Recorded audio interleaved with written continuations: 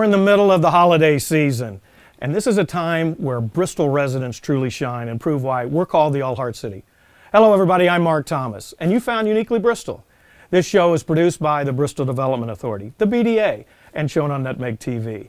Now this time of the year, most people think about family, friends, and food. What if you didn't have those? There are people in Bristol who truly care. Our city has 3 soup kitchens: the Christian Fellowship Center, the Salvation Army, and the oldest soup kitchen in town, the Zion Lutheran Church. For over 34 years, the Zion Lutheran Church Soup Kitchen and Pantry, now named Meals for Neighbors, has helped hundreds of people in Bristol through tough times. This past Thanksgiving, Zion Lutheran delivered over 300 meals to those who didn't have a good Thanksgiving meal. Located at 27 Judge Street, it's a labor of love for Executive Director Cheryl Yetke. Cheryl, thanks for taking the time with us. Unfortunately, around the holidays, we talk about soup kitchens and pantries, but you really work in Bristol all year long on this, don't you? Absolutely. We have a soup kitchen that's open Monday through Thursday from 4:30 till about 5:15, 5:30. We have about 80 to 100 people that come every night for dinner. And we have also a food pantry where individuals make appointments. We're actually in it, aren't we? Yeah.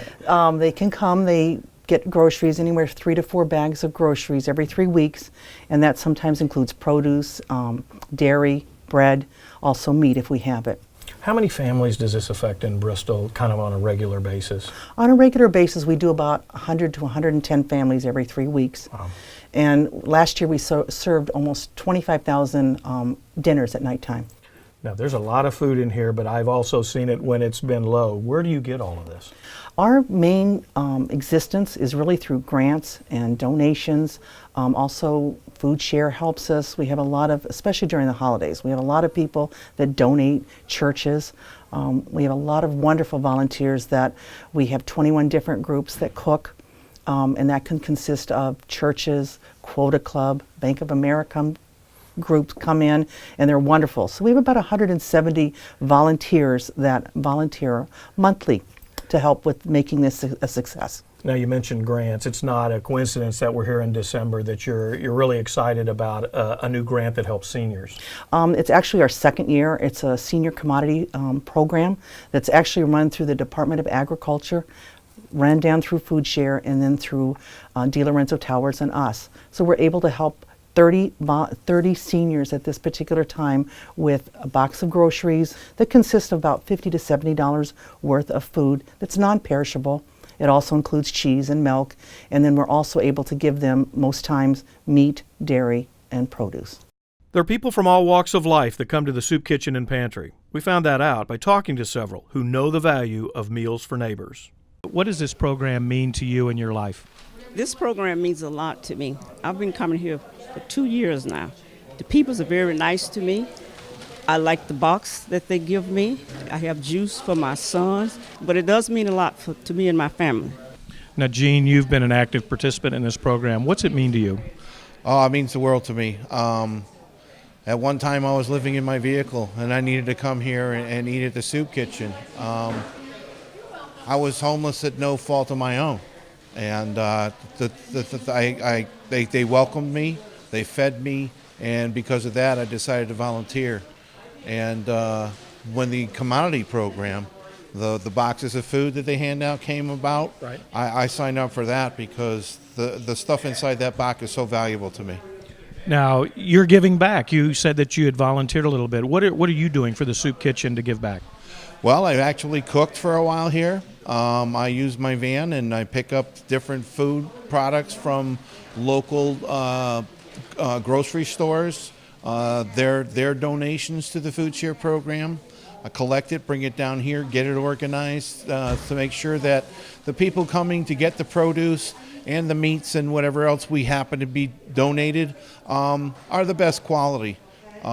We pick through everything here and make sure that when you put your hand on something, it's worth taking home.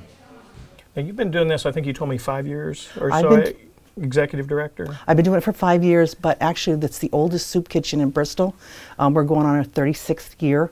So we serve a lot of people and try to help as many families as we can. So what drives you to do all of this? Because it's a lot of work. I've watched you for the last couple of weeks, and you don't stop. We've got some dedicated volunteers. We've got wonderful, wonderful people, and we're in need. People need help. We have a group, Paul Ekstrom. We do the Thanksgiving turkeys last month, where we helped over 200, almost 300 families with turkeys, with all the fixings to go with Thanksgiving. Christmas, we do Christmas dinner. Paul Ekstrom is a gentleman with his group of wonderful volunteers. They've been doing it for over 25 years. And they actually deliver the meals, don't they? They deliver about 300, and Wow. we serve about 115 on Christmas Day here too. Well, it's great work. And it's actually a lot of the local companies, I know ShopRite, Stop and Shop, the major organizations deliver here too. We have volunteers that pick up through food share, but there are volunteers. ShopRite is wonderful, Stop and Shop, Price Chopper, Walmart. They've been very, very generous to us. So Cheryl, we're talking about the soup kitchen and the pantry, but really Zion Lutheran has another program that you've done. Tell us a little bit about that, because it's really hard goods.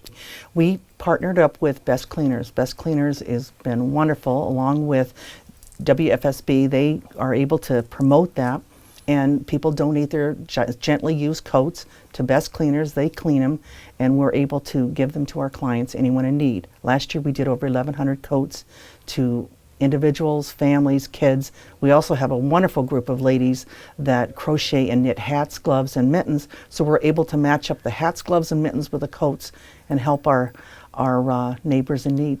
Now let's talk about what we didn't talk about was kind of qualifications. I mean, who can come to the soup kitchen? Who can take advantage of the pantry and the clothing? Actually, we don't turn anyone away. Anyone can come for dinner. Anyone can come for the pantry. We try to keep it local as far as the pantry, because there's pantries all over the city and the state. We, of course, don't turn anyone away, but we help as many people in need as needed. This kitchen is powered by loving people and, of course, donations. To get involved or learn more, you can call 860-589-7744 or email Cheryl at c.yetke@hotmail.com.